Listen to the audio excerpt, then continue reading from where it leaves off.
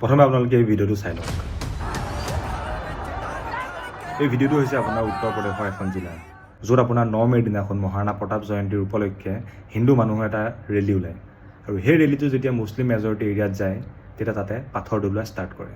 এইটো কোনো নতুন ইনচিডেণ্ট নহয়। মই আগতেও কৈছোঁ যে হিন্দু মানুহৰ এনি কাইণ্ড অফ ফেষ্টিভেল হওক, আপোনালোকে এনেকুৱা ইনচিডেণ্ট শুনিবই। এইটো মানে এটা বহুত কমন বস্তু। যেনেকৈ আপোনালোকে হোলীৰ দিনাখন দেলহিৰ তৰুণ কুমাৰৰ কেছটো লৈ লওক, আপোনালোকে ৰাম নৱমীৰ দিনাখন শুনিব। তো এনেকুৱা ইনচিডেণ্টৰ কথা মানে আপোনালোকে শুনিবই। কিন্তু এইবাৰ কেছটো অলপ বেলেগ। কিয়? আপোনালোকে এই ভিডিঅ'টো চাই লওক। প্ৰথমে সেই মুছলিম মানুহখিনিয়ে ৰেলীৰ ওপৰত তেহেঁতে পাথৰ দলোৱা ষ্টাৰ্ট কৰে, আৰু তাৰপাছত আমাৰ হিন্দু মানুহখিনি ছাতৰ ওপৰত উঠি গৈ বহুত বেয়াকৈ পিটন দিয়ে। আৰু এই ইনচিডেণ্টটো চাই পেলাই এটা ছেটিছফেকশ্যন ফিল হয়, কিয়নো আমাৰ হিন্দু মানুহখিনি অলপ হ'লেও জাগিছে।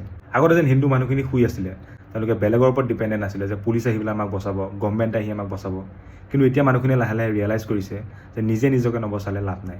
কিন্তু আপোনালোকে ঈদৰ দিনাখন এনেকুৱা নিউজ কিন্তু নুশুনে যে হিন্দু মানুহে মুছলিম মানুহৰ ওপৰত এটেক কৰিলে।